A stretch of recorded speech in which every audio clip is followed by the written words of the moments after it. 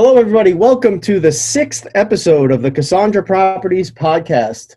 We are unbelievably thrilled to have really a guest on today that has, in a very, very, very short time, had a major, major, major impact on our company.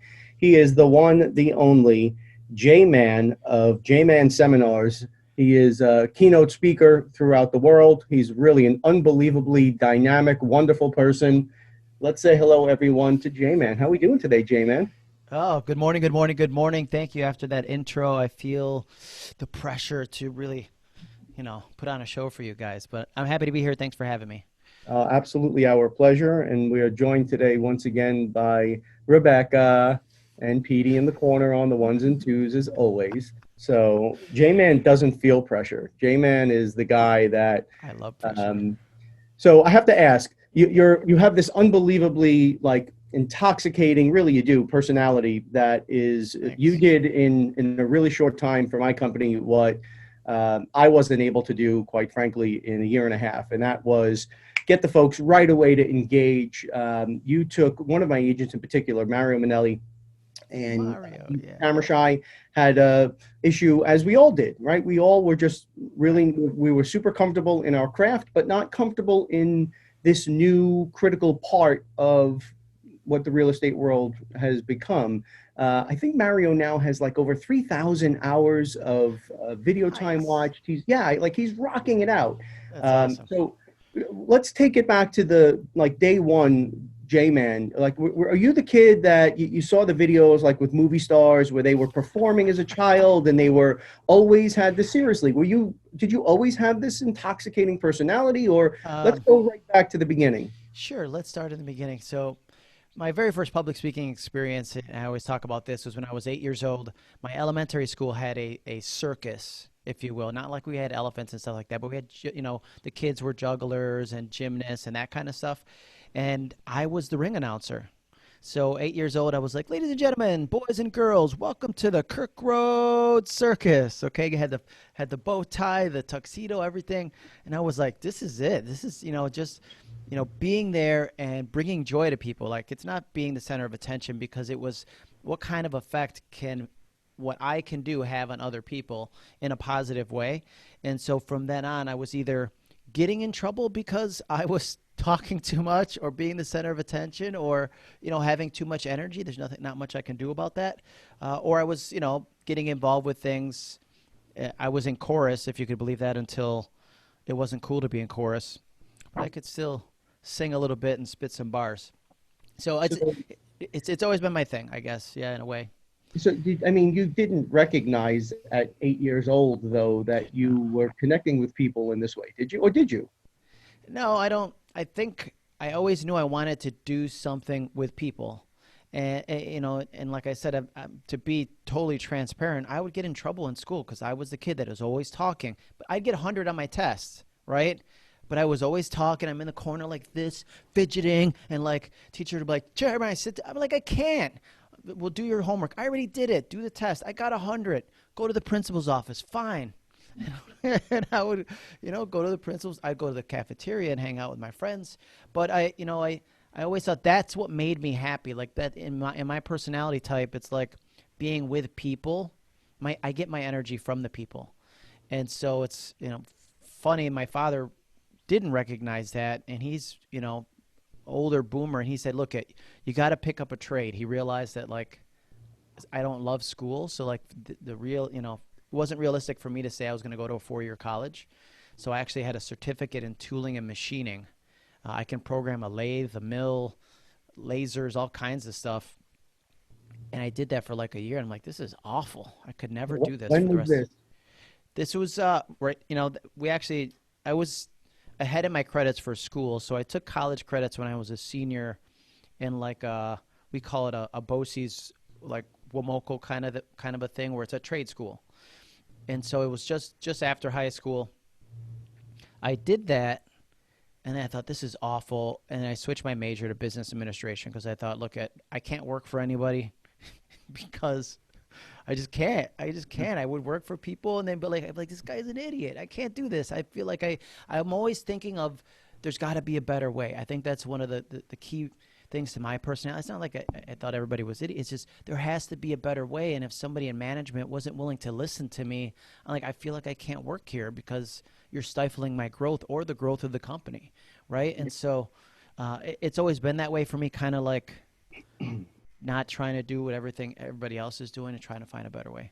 Yeah. So I shared some of those traits, but I was always I felt the same way. I talked about this I think in one of the other podcasts. I wrote a paper as a little kid called The Squeaky Door, and it would drive me crazy when I would open the door. It would squeak, and I would ask, why does this door squeak? Because doors squeak. No, why does the door squeak? Right? Screwdrivers out as a kid, breaking, pulling apart. Like, just had to understand why. What was it that made this thing squeak? And how do we fix this? Fix this? I can't handle opening up and that just accepting for the rest of my life. I'm doomed to hear the squeak every time I open a door. Right. Yeah, so that's very interesting. But I was a complete introvert. I was like trapped. I was always shy and always embarrassed to speak. Public speaking for me was awful, awful, awful experience. I could not do it. If you would have told me even 10 years ago that I would be here doing podcasts with personalities like yours, I would have said there's absolutely no chance. But this is part of You're doing it. yeah, we're here, we're doing it, and this is part of it's not even evolution, it's the revolution now that's sweeping through real estate. So were you ever in a little bit more in your history, and then we'll jump into kind of what's happening in the world today. Yeah. Were you ever in a band, or did you do theater, or was there any of those outlets for you, or? No, so I, like many kids, I want to say sixth, seventh, it was like Metallica was big. You remember back in the big hair days, if you will. And I was like, I want to be a rock star. And I remember one Christmas, I was probably 10 or 11. I was like, I want an electric guitar because that's what I'm going to do. I'm going to be a rock star. And my mom got me a folk guitar, okay? Not the same. I was crushed. I still have that guitar today, but I was like, Mom, what am I going to do with this? What am I going to do? I'm not playing folk music. I'm a rock star. And so yeah, I'm like, I try to learn this. Like, this isn't the same. This is not what Metallica uses. This is weird. And so, I was at that time I was in chorus. I did play saxophone in the band, but again, it's like that transition for me from middle to high school. There were some things that I left behind because of outside influences, right? People go, oh, that's not cool. Oh, you're in band. Oh, you're in chorus. Not anymore. No, that's not cool. I don't do that anymore. And, so I was always wanted to be a part of stuff like that. And then I got into sports. I was captain of the football team, wrestling team. Those were my two sports, football and wrestling. I played soccer for a little bit, but then they told me to go play football because it was a little bit too rough on the field. A little bit too aggressive. Very interesting. So Becca and I talked about, how do we give this guy an introduction? Right? I mean, yeah. It's so hard to describe who you are and what you do because it's so different than anything we've ever experienced before. So we said, let's just get on and ask JMan, in his words, can you describe for the audience everything that you do, and then we'll get into how and why and all of the good stuff behind it? Yeah, so everything that I do, man, it's a lot. That it is a lot. And so I could say I started in real estate in 2005, before the first bust, if you will, right, 2008. And when I first started, it was like I owned my own business prior to real estate. I got into real estate because I had a bad experience with a real estate agent who was successful. And I thought, man, if this freaking guy, can be successful, I'm going to crush this business. And, I came from like an outside sales background. I was used to knocking on doors. I wasn't afraid of hearing no. And so that was the start, in real estate. When I switched companies in 2008, which again, probably not the best time to switch companies. I had to become really good. Again, back to my roots, door knocking. At the time I had to go, expireds. I was doing short sales, doing anything that I could to put, food on the table. And that's when I kind of got into speaking because people would be like, hey, you're doing this video thing, or you're doing, I see you doing social media. Can you help me with this? Or, hey, I see you're doing authenticsign or, electronic signatures. Can you help me with this? And I'd be like, I could, but, I got to charge you, or, it's something worth both of our time because you're taking away from my real estate business. Sure. And they were like, whatever you want, I will give you. And I thought, I might be onto something. And in the beginning, that's why it started. But when I saw the effect that it has on the people that I work with, like, I do things for effect. Like, I don't want to get involved with something and then have, and then nothing happens. I think that was one of our original conversations, James, was like, what can we really do to affect change within the company? Because then I can leave there and know that I made a difference. Because I think for all of us, if anything you're doing in the end, you want to know that you made a difference, right? And so it's, like coming back on and hearing about Mario, man, like that brings all the warm and fuzzies to my heart, that I know that like the time I spent with you guys was worth it. And so like that's in a nutshell what I do in real estate, in speaking. The speaking did evolve from local to regional to national to international. And I don't like to, I'm not a guy that likes to brag about stuff like that. And I just say it to kind of impress upon you that it was a long time. Like, I was grinding for a long time. When I first started speaking, I would travel all over the state for $150 just because I knew that if I had the opportunity to speak with people, they would see that I am there, my passion should ring true in everything that I do. And then eventually that goes up. So if you're watching or listening to this, it's like nothing happens overnight. Every person you see that's a success is like, you don't see when I had to go down to the bodega at the corner and get whatever mystery meat I could buy with the money I had left after paying all my bills, right? And so it's like that, if I had to put it in a nutshell, it's like I'm somebody who is goal-oriented. I'm only really happy upon completion, right? It's I'm a get-it-done personality. So it's like, okay, here's a goal. Here's what we're going to do, and then we're going to crush it. And then once we get there, what's our next level? Because I'm not going to be satisfied with just doing it. Like, okay, I did it. Oh, I'm going to relax now. It's like I've been doing video for a long time, and I keep trying to elevate the video game, or, what could I do differently in speaking? And, when this pandemic hit, I was booked 70-plus engagements for 2020. I started out, and typically the speaking season doesn't start until March, April. I was booked from January on, and it was like, this is going to be a record year. Fantastic. It's like, like, was it Mike Tyson said, everybody's got a plan till you get punched in the face, right? Right.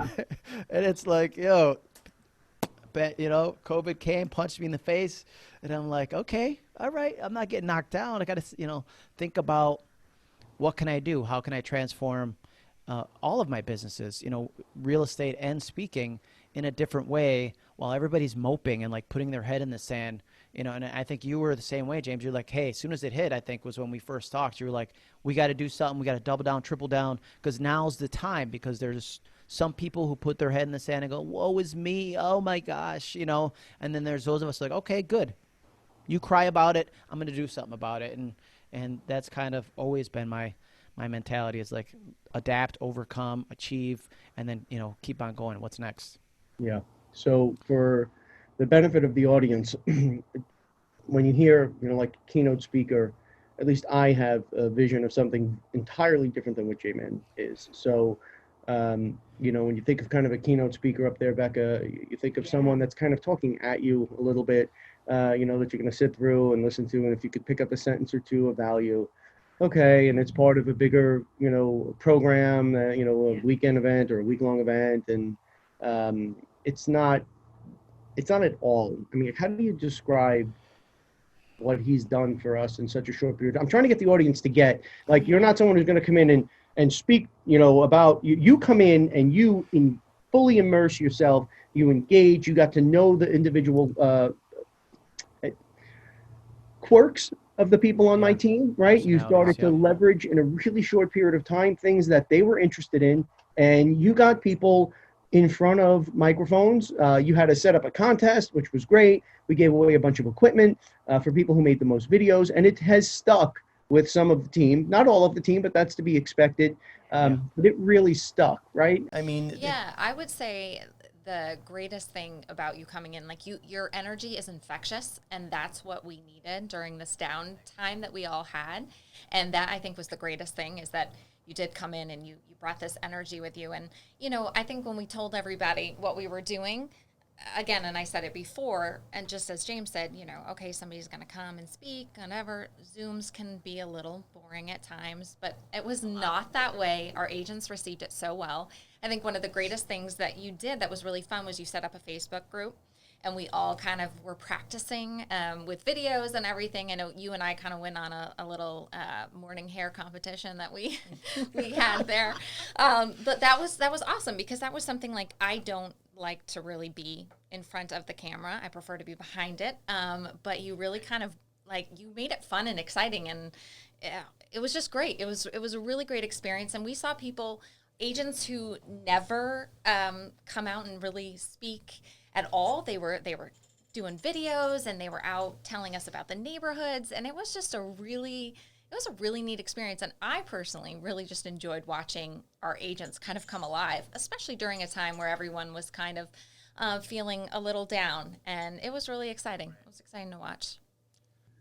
So what we did is we tied in an ePro course for the team. Yep. So we wanted to make sure that we were able to keep the team engaged throughout this period, but also take them through something that would be tangible, that they can quantify for their clients, where at the end of this, they could emerge and say, hey, not only have we been producing the video content and working on all the different things that we work on for you, Mr. or Mrs. Seller or Mr. and Mrs. Buyer from home, we also went and got certified through this ePro course, and we now have all of our agents. I learned a ton from it. Pete learned a ton from it, and you brought that course to life. So I think that's the shortest roundup that we can kind of provide. So it's not like JMan will come and just speak to your team. JMan comes and becomes part of your team. It was almost overnight. He was like part of the team. Like you heard his name throughout the office. Like, oh, I sent this over to JMan. Oh, I'm in the group. Oh, did you? It was a really remarkable change for us in a time when the team really needed it. Everybody was kind of down. New York was hit so hard with this thing.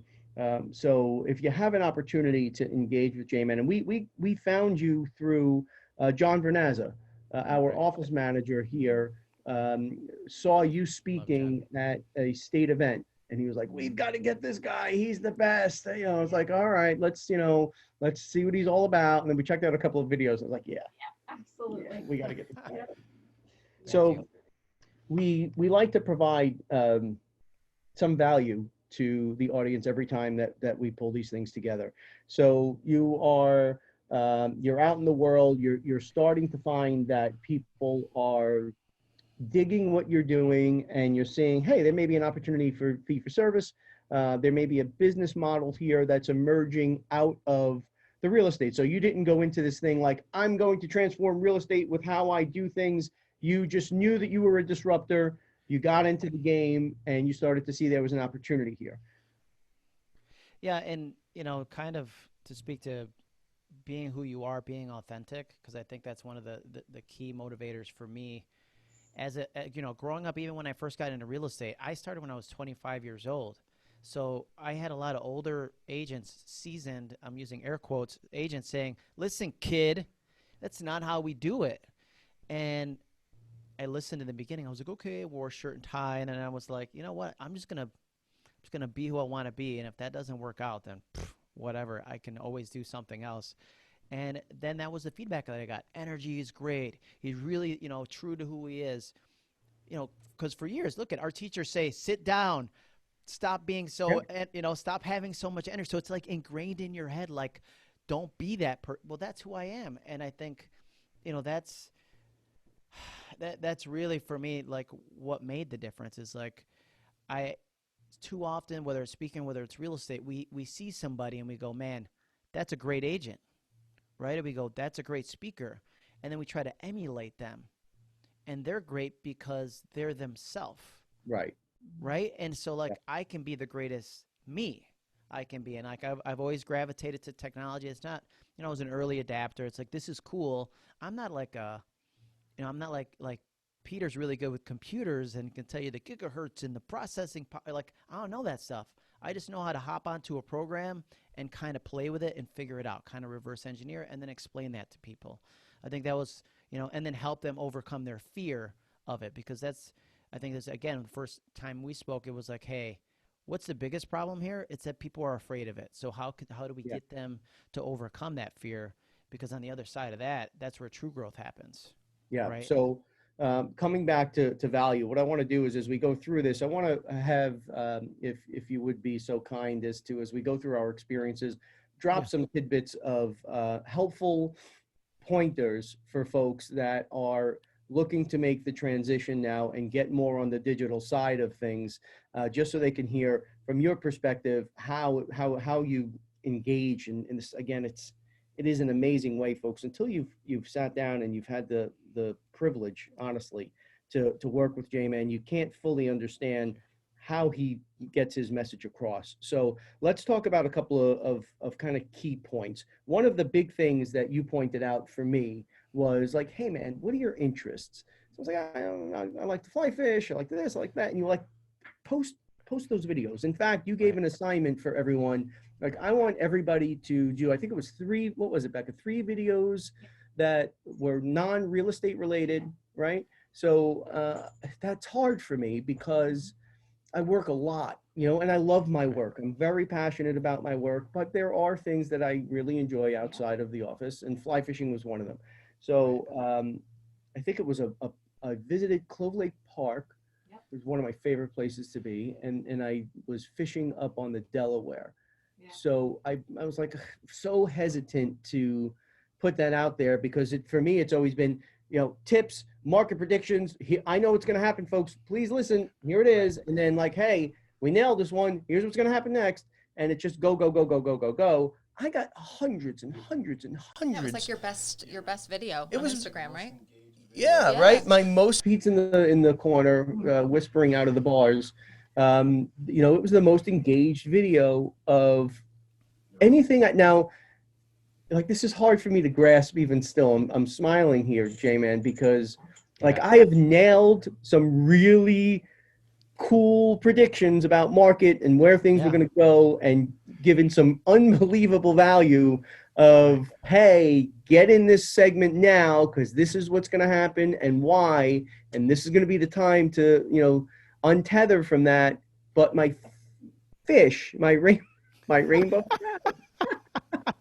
was my most engaged video. So talk to the audience about that side of it. Like, if someone is they want to get their digital world spinning, what percentage of it should be personal? That's a question we get a lot. What percentage should be personal? What percentage should be work? And if you wouldn't mind, speak to why you think that video was the most engaged, and not the, hey, get an M property 2 years ago, and it's tripled in value now. No, the releasing of this beautiful rainbow trout connected for some reason. So could you run that down for us, please? Sure. Let's start with connecting. And it's one of the sayings that I probably say it almost on a daily basis, that people don't care how much you know till they know how much you care. And it's like, okay, you're an expert.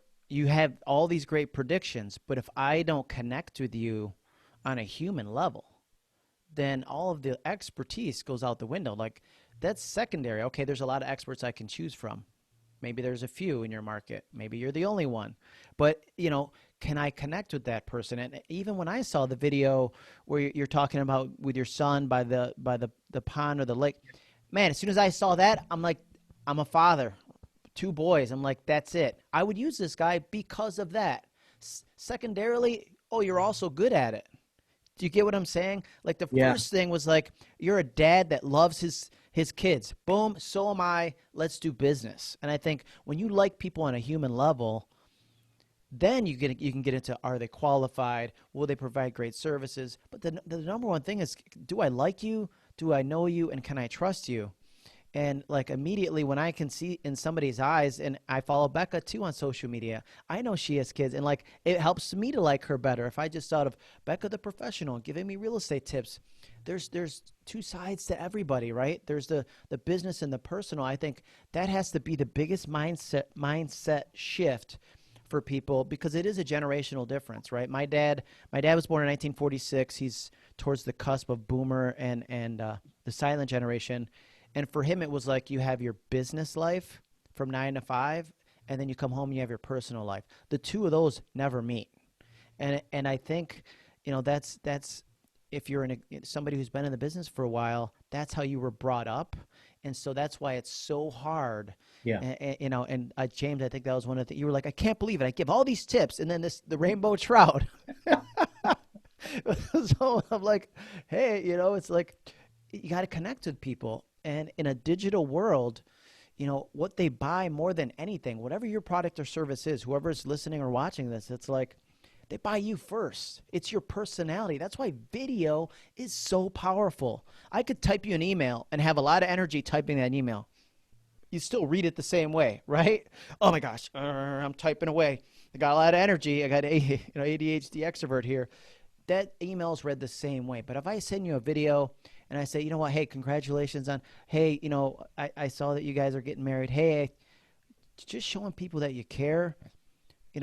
I would say, if I had to give you your other question about percentages, it's like, it might be 70-30 for me, or even higher, 70 personal, 30 real estate. Really? Because they're going to know that I'm in real estate because of my branding, if you will. Like an example, yesterday I did a video on the market. Now, let me say last week. Last week, if you've heard of Eastman Kodak, you remember you guys used to all buy the film for your cameras, right? That's Rochester, New York. And it was one of the biggest, when you talk about who moved my cheese, they were like, film's going to be around forever. The guy who invented the digital camera worked at freaking Kodak, okay? And they still didn't do anything with it. So they went from 65,000 employees to 6,500. And, not overnight, but in a matter of years. So they were one of the number one employers. Now, last week, huge announcement. They're getting over $750 million loan from the government to create Kodak Pharmaceuticals to create, try to create the majority of generic drugs in the United States. Yep. Because of the infrastructure they have in place. I mean, I don't want to get too much into it, but that was a huge story for our market. I could have just been like the other 50 agents I know that just shared a link, right? Yep. Shared the link. Big news, Rochester. Share the link. I thought, damn, that is so boring. And I'm like, what can I do that's better? And so I went onto my computer. I created like this. I got this news background. I was like, breaking news, Rochester, New York, $750 million announcement, right? I go live, and then I actually then also cut in Peter's something or other from the White House. There was a video that I grabbed offline, and I put it in the video to say, hey, we're cutting to the White House now. And I did that announcement in a fun way, showing my personality, but also huge value. Like, this is a huge announcement for our market. And so I think doing things, because that's more personal, because when I talk about it, instead of posting a link, like you could see, like I'm passionate about The Rock. Everything I talk about, that's our luckily our airport code is ROC, so I can say, welcome to The Rock. The Rock is in the building. It's you can see my personality and how much I love where I live. And so I think like that passion and that fun, and people are like, man, you know what? In a recent study, 100% of the people would rather work with a fun realtor over a boring one. Right? I mean, I conducted the survey. I was the only one who was asked. But it's pretty accurate, like if you had to choose, everything else being the same. This guy's an expert, that guy's an expert. This guy's fun and engaging. This guy is not. Yeah. Who am I going to work with, right? It's such a stressful transaction. Anybody could really make it memorable, make light of stressful situations. Like there's times, look at my clients, I'm negotiating. This is the biggest investment. This is the home of their dreams. I don't take that lightly. I go in swinging for the fences for them, and they know that. But they also know, like, I prepare them in the beginning to say, hey, we're in a tough, really challenging buyer's market. You're probably going to write a dozen offers. Okay. And then I'll make a joke. Hey, remember that guy that you used to love? And then you broke up and you thought you'd never love again until you met the next guy. And then you forgot about the other one. That's the way real estate is. Right. Right? I mean, they're heartbroken. I'll never love again. And it's like, and then they may, oh my gosh, I can't even believe I was almost going to buy that house. This house is the one for me. Yeah. And so it's like all of that it ties into real estate.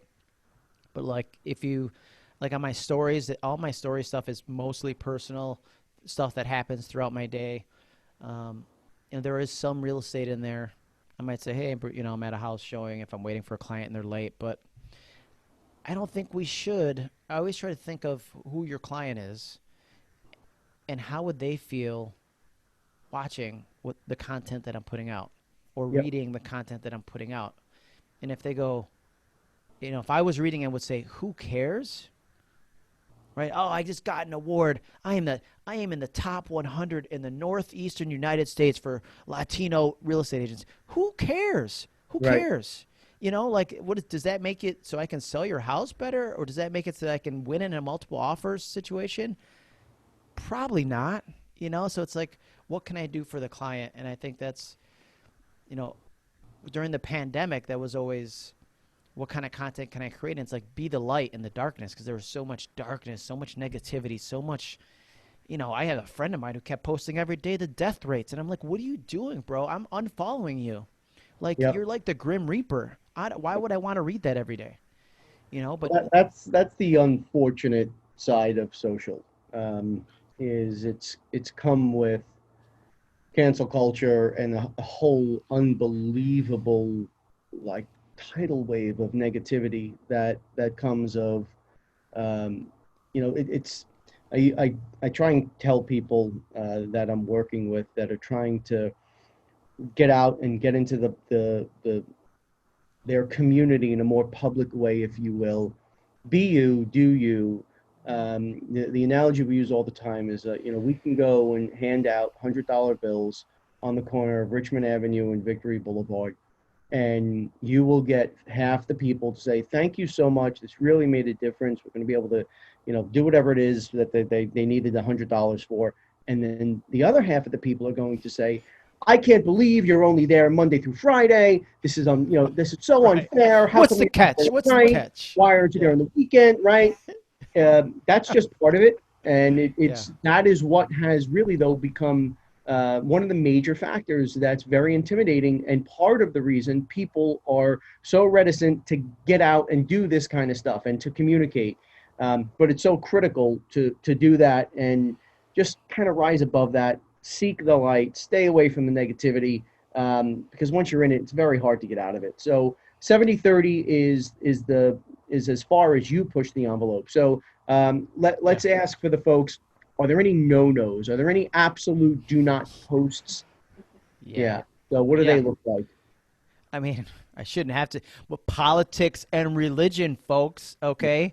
And even like when you're talking about pandemic and masks and no masks, and like, wear your mask, like wear it and keep that to yourself. If you go on there and go, I believe that this is America and you can't tell me whether or not to wear my mask. And it's like, okay, I was going to call you to sell that house, but not anymore, right? Yeah. You're automatically going to polarize yourself if it's something like that. And that's why I say, like, I try to zig when others are zagging. And if your sphere is surrounding you with negativity, then you need to find a new sphere.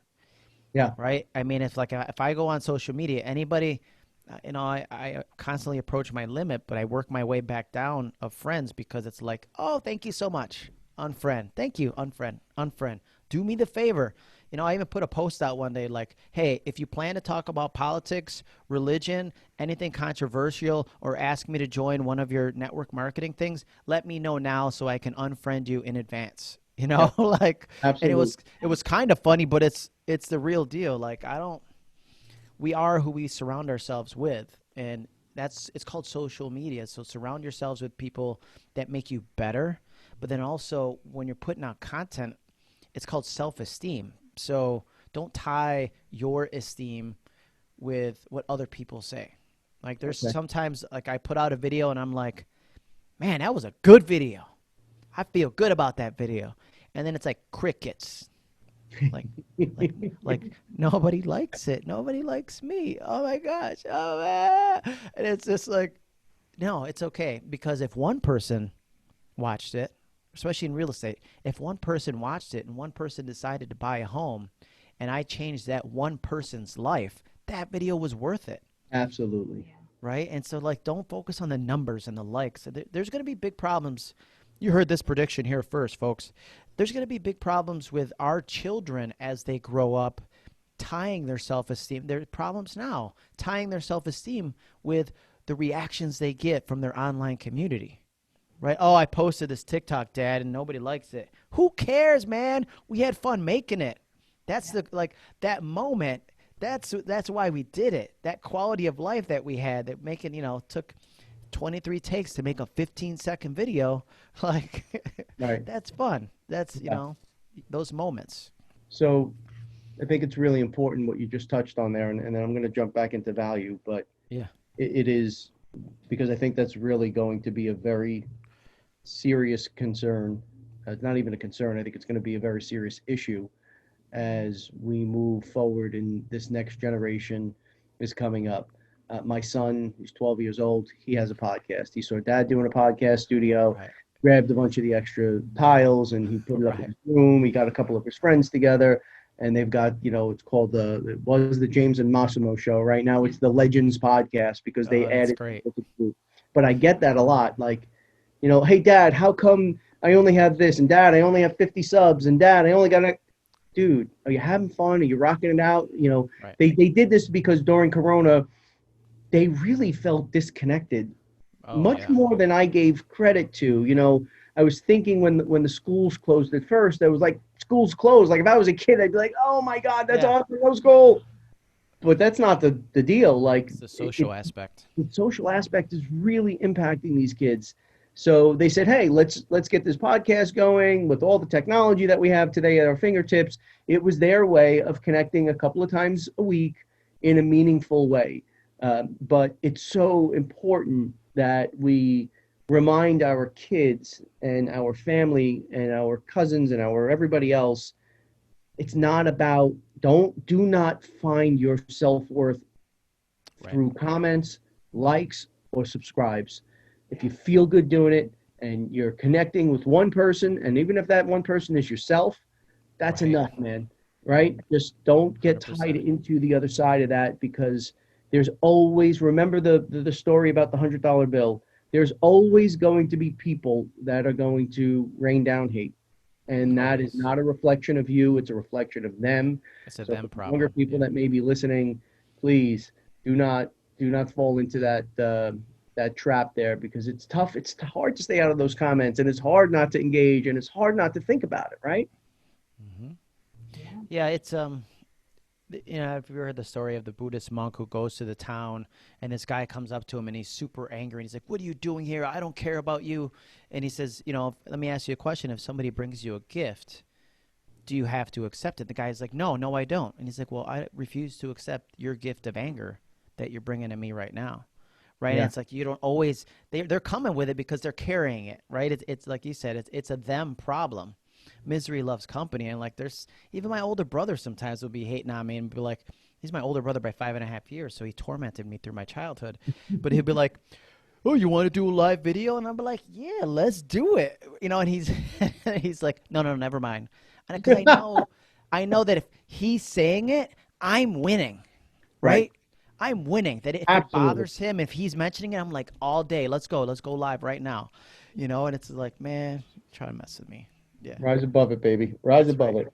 All right. So let's get back to delivering some value for people. So we're talking about the ratios. JMan goes up to 70%. I'm probably 10%, woefully inadequate. And I really have to work hard at that, because it's a very uncomfortable thing for me to, I'm not really so comfortable outside of work.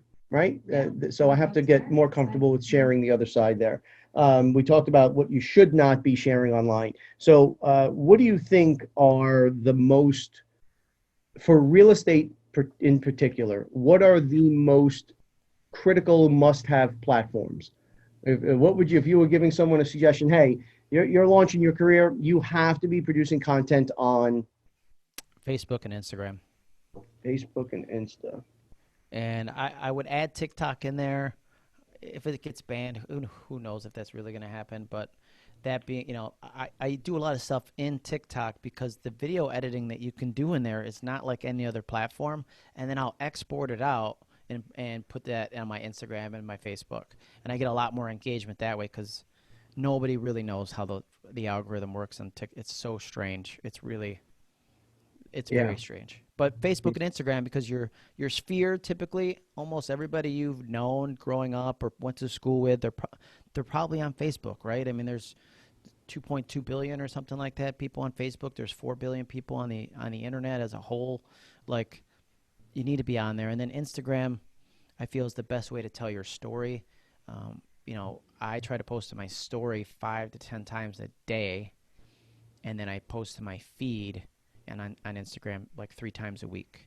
So that was the next question is, frequency. How much content should you reasonably set a goal to pump out is it every day? Is it 5 days a week? Is it 6 days? Is it 3? How many days a week? And how much content legitimately should you be pumping out? If you want to start building your brand in your market, establishing yourself as a leader, establishing yourself as a part of the community, and establishing yourself as, hey, if you're interested in real estate, I'm the guy or girl that you should give a consideration to. So, it depends on the platform. I'm not one that believes that you should be syndicating across platforms. Like some people say, it's really great. Go on, use this app and you can post one time and it goes to LinkedIn and it goes to Facebook and it goes to Instagram and it goes to Twitter. Yep. No, man. It's like each one of those has a different audience and your message needs to be different. I chose Instagram stories over Facebook stories. I don't do both because I feel like you're going to tune into Instagram because that's the only place I post my stories. Makes sense, right? It's like, why do you choose Netflix? Because Netflix has original content that nobody else does. Yep. Same thing. Like, I find it's, the story side of it is really like a candid behind the scenes look. Like before we finish, I'm going to go like this with my phone. You may not see it or you may, I'm going to go and record our broadcast now and say, doing a podcast with you guys, right? Because that's like a behind the scenes look of what I'm doing during my day. And that's how people connect with you, like seeing the behind the scenes stuff. And then I post to my feed. On the Facebook side, it's moments. I try to share moments in my life, whether it's personal or whether it's real estate related. It's mostly personal. We go camping, I'm posting something about camping, and we're out camping, we're doing this, and here's a great campground. If you guys ever thought about going, kind of giving, hey, on Sundays we try to go out to some park and do some kind of family-related activity where we're doing the trails and stuff. Hey, if you're thinking about going for a socially distant, family time, which everybody's looking for to get out of the house, this is a great park. The trails are wide enough where you can keep your distance. If you see somebody else, here's the trails that we walked down. Here's some of the pictures and the videos that we took, right? So just sharing my journey with people and making them a part of my life. I feel like that's the power of social media. Because when I meet people, they go, oh my gosh, how are the kids? I'm like, how you know I got kids? It's weird. It's like very strange because they know your life, but it's also, it's a great thing because people connected me for different reasons. There's people, when they introduce me, when I'm speaking, they're like, oh, and JMan, he's an obstacle course racer and does these crazy Spartan races and tough mudders. And I'm like, that's not even part of my bio. Like I do that because I enjoy it. But people, people click with different things. And that's when, when they follow you, anybody, right? Becca, you've done, I think. Yeah, because I saw you had the Tough Mudder headband on. I was like, I know that headband because it was turned so you couldn't see Tough Mudder, but I knew it because it was orange. So yeah, we connected over that for sure. And, and because it's like anything like that, those shared experiences, that's a bond, right? Because if you've done it, you're like, oh, that was hard, right? Yeah, where'd you do yours? Right? And we're immediately like, are we becoming best friends right now? It's it's the way it is because we like people who are like us, and unless we share us, we'll never know, right? If we kept it on, Becca, good to see you. Yeah, nice. We're really nice doing business with you. If we kept it at that level, there's never that deeper connection, right? Even business related. I'm saying that we connect with people that for all sorts of reasons. So sharing everything that is you puts you in a vulnerable position. I agree with you, James, and I get it. It depends on whether you're extrovert or introvert, and it depends on what generation you were brought up on. Those are all generational and personality differences, which you can kind of, if you want to be in real estate, you kind of have to overcome a little bit, because it is a people business. We do business with humans first. So let me just explain to the audience some of what you and Becca, what just happened there with the Tough Mudder thing. So I get questions from the people here quite a bit. The Mario thing with cooking was one example. What does cooking have to do with real estate? Why would I put this out? That's got no relevance. It doesn't talk about who I am. That connection is enough. If you can share these moments in your life and make those connections many, many, many times, that's enough to get you in at least the universe, the ether of them thinking about who are they going to consider when they want to go buy or sell their property. Right? Like-minded individuals want to be around like-minded individuals. We want to share common interests. We want to, share similar values. We want to be able to talk about similar things. So just that one little connection. She noticed the headband. That's the kind of stuff, people, that stays in our files somewhere in our brains as we're making these decisions. Like, you know what? I saw that guy, JMan. He had he's in real estate. Maybe I should give him a call. Like, those are the things. What JMan is trying to communicate here is it's so much less about, I sold $100 million this year and I got this, and all that stuff is important and all that stuff is relevant in establishing who and what you are, because that will speak to, hey, I can negotiate. Hey, I can outmaneuver other agents. Hey, I can deliver value. But none of that matters if you're not getting in the door and if you're not making that initial connection. So I'm so methodical and pragmatic about things. Like, I wanted to come out here like, okay, we're going to post X amount of hours in this loop and X amount of hours. Can't do that, right? It's about moments. It's about your experiences. It's about things that you want to share with people. And that's how you start to make those connections. See, I'm still learning, JMan. You're continuing to still empower me and teach me. And for that, I am super, super thankful. Okay, so we've got a couple of points we've touched on for the audience to help them start thinking about how they can make this leap and get involved in social media. I did want to talk a little bit about COVID and how much of an impact are you seeing? Do you think that what are some of the changes you've seen with the digital space in real estate? Do you think these changes are here to stay? And what does tomorrow look like? So let's start with how has your daily routine, right? Yep. What has the impact been on the real estate side, at least with the COVID pandemic and all of these things that have happened? How has your life changed on a daily basis? Well, I think change happens sometimes because it has to, right? When we went into quarantine, and I think New York State, not, I'm thankful, but I mean, I have to be thankful, right, that I can wake up and do real estate every day. But we went non-essential right in the beginning, and it was like, nothing. You guys can do nothing unless you can do it virtually. And I'm like, I've been training for this my whole life, baby. Let's go, But then you have to kind of rethink everything. And you also have to rethink, like, those agents that say, well, no, I have to be there.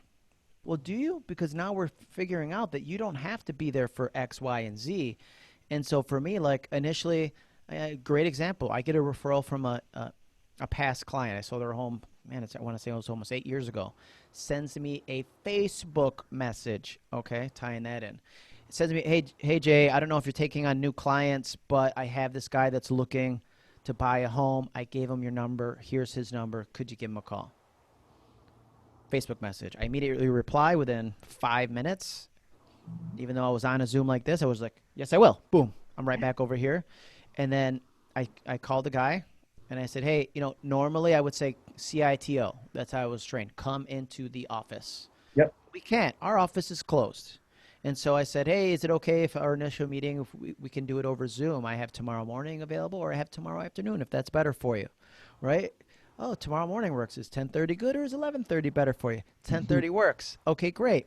I'll send you the Zoom link. This was last night. I sent him the Zoom link this morning. I'm up early. I think I sent it to him probably 6:30, 6:45 this morning. So he knows, like, I'm up early, I'm on top of my game, and I'm tech savvy, right? And so now everything that I would do in a buyer presentation, typically at the office, I can do virtually, and I do virtually. And almost better because there's times in the office I go, oh, let's check out this website. Well, if I'm on Zoom, I can go, oh, let me just share my screen. Oh, here's this brochure from the company that's offering that grant program. And all of that, all of that's done virtually. And then when we're doing showings, we try to initially do virtual showings, and not all listings are 100% in person or can be, but I make it is a benefit to the client. Look, you can stay home with your family, and we can figure out the properties that aren't a good fit for you. And if you're Absolutely. like, man, I'm not sure. Okay, let's go out and take a look. But first, I'm going to need to sign this nice COVID disclosure. I need to sign this questionnaire, my fair housing disclosure. Right, I'm hitting them with all the disclosures we have in New York State. But again, I can do that all virtually. So I'm not showing up with this pile of paperwork saying, before you see this property, you're not even signing a contract. I need you to sign 14 pages worth of disclosures. Yep. And then they're like, hold up, I wanted to buy a house, but this is getting scary already. And so I think that's changed dramatically. And then even on the listing side, when somebody calls and says, hey, we want to sell our home, okay, let's hop on a Zoom. Okay, why don't you walk me around the house? What kind of improvements have you done? And then I can share with them the Matterport tours that we do, or the 360 tours that we do. I can share with them via Zoom, all of that. Before I'd have to go, let's hop on my computer. I'm already on the computer. So all of this is done at such a higher level. It's better for the client. And then, so this last listing that I went on virtually, I just said, okay, we're coming on August 5th, 6th, whatever Thursday is, the 6th, to take pictures, because the photographer, we hire a professional photographer, that's when he's available. Like, that's the secondary close. And that's when I'm going to see that property for the first time. Like, I saw it virtually, but I'm like, okay, here's some things that, we have things that we send them. Here's some things to get ready, to get the house ready for photos. If you have any questions, we can hop on a video chat. Show me what you're thinking. If you want me to paint this, move that, declutter this, I can do it all virtually. You're my eyes and ears. Let's do it. And it's such, your efficiency level goes through the roof. Yeah. Right? Especially if you're like in a Staten Island or somewhere that you're going to hit traffic to go across town and do it. Yes. So efficient. Yeah. So we take, as you know, a lot of pride in our digital assets. And we're finding that if you do it right, the first showing isn't a first showing anymore. The first physical showing is a re-show, because they've gone through that Matterport tour. You are immersed in those tours. We have the goggles. Sometimes we even send that people can put their phones in, and they're actually in the house. And your first showing is now a re-show. Like, you vetted, if people are coming out and you're engaging that first time on a Zoom, so important, try and do a Zoom on the first point of contact, not a phone call. You get that personal connection, or you don't. And they start thumbing through these listings that you're sending, and it's not the stagnant kind of picture tour. It's these fully immersive Matterport tours. That is a re-show, folks. People are now they're like, yes, I want to see that house. They've seen the house. Right. This is now a second showing. Close rates start to go up. You never even left your desk or your bedroom, for that matter. Right. You're still in your pajamas. Yeah, you're still in the jams. Well, and it just to kind of piggyback on that, it's like we try to go virtual first with our listings anyways. We'll go virtual first, and we say we're only allowing virtual showings on the first day. And then the second day, we will do a group Zoom, so I can do it live and walk you through the home. So I go to the house, and you can say, stop, right there. What's that floor made of? And you can ask me questions. I have found, actually, if I do it via webinar, so that I don't have agents asking me silly questions sometimes, they can do it in the chat, and they're not interrupting my flow, like my walkthrough of the property. And then on the third day, we're doing in-person showings. And what I tell the seller, it's very different. Normally, years past, I want to get you to the house. You get to the house, and sometimes you go, wow, these rooms look way bigger online. I'm like, well, that was my job, to get you to the house. And now it's different. We're trying to filter through hey, let's eliminate the people that didn't want to look at it because it was on, you didn't know Richmond was a busy street, Right. right? Right. Like you're eliminating all those people that would, and now, like you said, those first showings, what we would call a second showing in our market, um, they've already seen it. They've already had questions answered. They've probably already done a drive-by on the property, all those things. So they are more serious buyers. So it's not about quantity of showings. It's about quality. The people that are coming in are interested. They, we get rid of the ones who are not going to like it for whatever reason. But I think all of our markets are short on inventory. So people are hungry. Yeah. So that I love that idea. The digital showing first, almost like, no offers without pre-qual, no showings unless you've gone through and seen the digital assets first. It saves our time, it saves the homeowner's time. And now we're bringing in people that are interested, right? They've made an investment of their time. They've seen it. They've done their homework. I like that a lot, JMan. So I know you've got a 10:30 coming up. So, Yep. So as long as I'm done by 10:25, it's so on Zoom. I don't have to travel anywhere. yeah, right. That's, again, another one of the advantages of the way we're doing business today. So this is all here to stay, right? As COVID kind of Yeah. wanes, this is it. I think this is here to stay, but I think, as inventory, when I did my statistics yesterday in my market, houses for sale was down 34.6% in my market. 34.6%, which is Houses for sale. houses for sale, also known, also known as inventory, but I like to say houses for sale because inventory is like a term that retail people use, that you're putting stuff on the shelves. And, the layman doesn't understand. I say houses for sale. They go, oh, okay. But it's down 34.6%. I think part of that is seller confidence is down, right? Can I put my house on the market and be safe? Yeah. If you can, I think that's the number one objection right now. If you're listening to this, if you can create content and have conversations to help the potential sellers overcome that. Yes, we have a system in place. We have a safer selling system that will help you to sell your home virtually if you choose to, because that's still your right. You could still say, I want nobody in the house. You could still do that. If that's what's keeping it, fine, let's put the house on the market and that's how we'll do it. Or maybe not even allow somebody through until you have an accepted offer, right? Some people are doing that. So I can guarantee you that the systems that we have in place and the technology that we're using and you guys are using, right? This is the conversation you need to have, is that we can sell your home safely. Now, I have houses I list when we do in-person showings. It's Friday, Saturday, Sunday. They leave for the whole weekend. Right. They come back, hey, go upstate. For you guys, upstate could be, for me, upstate is Canada. But, just go away for the weekend. We're going to have 30, 40 showings and hopefully have an offer by the time you get back.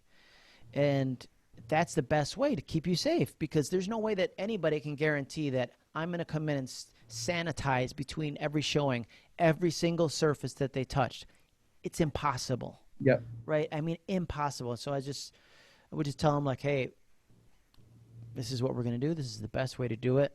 The last part is we try to do touchless showings, we call them, where we have like a sign on the door.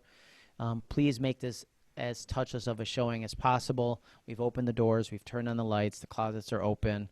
If anybody needs to touch something, have your agent do it. And he's going to sanitize before and after he does it as well. Right? So then it's like we have a system. This is what everybody should follow. Here are clear guidelines, because I think if you don't give them guidelines, go do, do your best. Follow the guidelines. Let's be honest. Most of those agents haven't read all of the guidelines and as they're updated, right? And so it's our responsibility to communicate to the sellers to say, hey, look, we're on top of our game, and we're going to share our knowledge with our co-brokes or our co-op agents that are showing the property. In the case that they haven't, they're all great agents, but not everybody can be up to date, with everything all the time. We're going to help them with that. So now more than ever, it is so important to have a professional. I mean, it's maddening for us how often we see people just using a realtor because they know someone in the family or they know a friend. It is so important now to have a professional. the rules are changing. There are, like JMan said, there's a way to do this very efficiently in a very safe manner, and still drive top dollar and be more respectful of your sellers' times. Um, so important. So your inventory is down. What about your time on market? Time on market is down. Days on market is down. Yeah, we're in the single digits, and looking at the statistics, it was 6 days. Is our average, Six and I think days. six. Yeah, so we track hours on market now. Home. No, I'm kidding. It's like, man, it's been on the market for a whole day and we haven't sold yet. What's going on here? We need to talk about improving the price. I don't know and so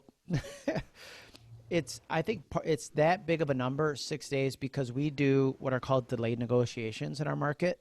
Meaning, if I list it today on a Tuesday, we could have delayed negotiations till Friday. It's a form that you sign that basically says if you write an offer on the first hour, it doesn't matter. It's not going to be negotiated on until that date and time, so that everybody has a fair opportunity to see the property, get their clients through, and then write an offer. So we're not. Interesting. Yeah. So that's through your MLS. These forms are Yeah, sanctioned. and I'd be happy to share it with you guys, and you guys can vet it through whatever attorneys, because it's fair, right? You want to be fair and reasonable. Yeah. I always use those terms in real estate, so that I give you enough time and anybody else who might be interested to look at the property. So I'm not, James comes in, shows my listing, writes an offer in the first 5 minutes, and then I get an offer for 10 grand more tomorrow. Now James and I have to have a conversation, and rather than just, hey, everybody saw it, highest and best, let's call it a day. That's great. I think it's the fairest way in a crazy market like that, because in the end we want our clients to be happy, right? We want the buyers to feel like they had the best opportunity to buy the home, and we want the sellers to feel like they, what matters to them most was satisfied, because it's not always price, right? So who's buying by you now? Who's buying? Yeah. Everybody. Our first-time home buyer market is strong. Rochester was actually voted one of the #1 markets to recover post-pandemic, or be the least affected, because our market's driven, our employers are the education, eds and meds, hospitals and educational institutions, and then manufacturing, all of these industries weren't really that affected by COVID. We don't have a resort. It's not a resort community. People aren't coming here on vacation. Like those kinds of areas were affected most, I feel like, and all those restaurants and ancillary businesses. But for us, most of us stayed open. And I think the biggest challenge right now is, like I said, seller confidence, but also keeping the buyers motivated, because at a certain point, you can only fall in love. Right? It said that at the beginning. It's like, I can only love 6 or 7, 8 times before I'm like, yo, man, I'm heartbroken. I need to take a break. I am not looking at anything for a little while. And so I think, either getting creative with your clients and saying, look, hey, you have this grant program. How can we get rid of it? Can you get money from a relative? Can you, I had one client, after 6 missed opportunities, they went to a friend of theirs who was financially able to give them the cash to purchase a home. Wow. Okay. And it's all in writing. There's a promissory note in that, but he got, 320 grand to buy this home, which then he's going to cash the person knows that they're financially and credit worthy of the loan, right? And then they're going to immediately close and then cash out refi. Yeah. And pay them back. And so had we not had that conversation and said, man, what can we do? How can we sharpen our pencil? Who do we know? Who do you know?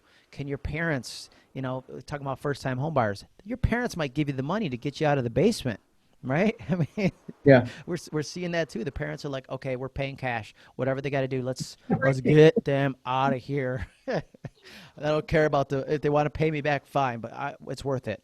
Quality of life. Are you seeing reloads, people that are leaving the city? We had that for a while. We call it the brain drain. We have a lot of there's a Rochester Institute of Technology, is a great school, University of Rochester, and we had a lot of people relocating, especially, the younger millennials, to find high-tech jobs in the Charlottes, in the Austins, in those places. We're not seeing it as much anymore. It's pretty balanced. Our population remains stable, and we do have a lot of tech-related industries. We're one of the leaders in photonics, laser-related stuff because of Kodak. That all ties right back into Kodak, because what George Eastman, the founder of Kodak, did 100 years ago was so light years above what anybody was doing. I mean, he created this whole industrial park with its own oil refinery, water supply, its own power grid, all of the. I mean, we're talking 1920. Right. Okay, people are worrying about getting liquor, during Prohibition, and this dude's building this huge industrial park, like unbelievable. So talk about forward thinking. So yet I have to say though, unless I missed what you said earlier, yet they missed that one of the people that worked at Kodak actually invented the digital camera. And it's if you've ever read that book, Who Moved My Cheese, it's an easy read, short book. It's probably, I don't know, 15, 20 years old at this point, but it talks about people who get into this is my cheese, right? And so let's say Kodak, the film was their cheese. The whole book is about mice. And they're like, no, this is my cheese. It'll always be here. And one of the mice is like, no, this cheese is dwindling down. We need to go find some more. But the fear of failure, the fear of looking for new cheese, kept the other mice there going, no, it's going to be here. And then those mice starved because then there was no more cheese. And that's kind of like the Kodak is the example. No, film will always be here. People will always use film. Photos are way better. Because when the digital cameras first came out, the photos weren't that great. Right, and they did have an argument there, but they still held on to that frickin' cheese, right? Yeah. But all of the infrastructure was built 100 years ago, and so that's helped us to attract all of these high-tech companies, and now them to have the ability to create Kodak Pharmaceuticals had to do with one person who was forward-thinking, Yep. who said, you know what, we don't need this right now. We're not that big. But we will in the future because we will be, right? I mean, that's when you talk about forward thinking. Everything I do, like when I first started speaking, I'm like, I'm getting a website. Well, you don't have anybody to speak to yet. I will. I'm going to, right? And so it's like that kind of forward thinking is the way when you want to talk about social media, you want to talk about video, you want to talk about any of that stuff. It's like it will work. Position yourself for success. Don't wait to be successful, to do the things you need to do. Sometimes it's do the things you need to do first, and then the success comes because you have everything in place. Without a doubt. If there's any takeaways here, I think that what you're talking about right there is so relevant. The changes that we've seen in real estate, while they've been profound, this is the tip of the iceberg. I think that if there ever was a market that kind of was a little clunky, a little frumpy, a little tech resistant, right? Good Lord, this is it. Real estate is it. So, For sure. but there's so many cool, exciting things that it seems like Petey, once every couple of days, like, I got something new. Come see me. It's really neat. It's really exciting. You have played a huge role in our short time that we worked together. It really did give me a lot of perspective, Becca a lot of perspective, and the team empowered the team. It gave them the confidence, and I'm still feeding off that confidence. Every time I speak to you, I take a little bit more of the JMan confidence, and I put it in my pocket. So thank you very much. How do people find you? What's the best way to find JMan? Just Google JMan. No. JMan Seminars is my website, but JMan Social Media is my link tree. You can go to JMan Social Media, and it has links to all of my social media.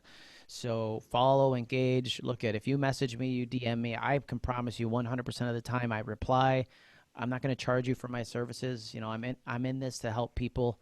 So please reach out with anything that you're struggling with, because I promise I have struggled with it first, and I can tell you a way to overcome it. Well, we really appreciate your time today, the great and all-powerful JMan. Thank you so much for joining us today. Thank you so much. All right, stay safe. You too. Take care.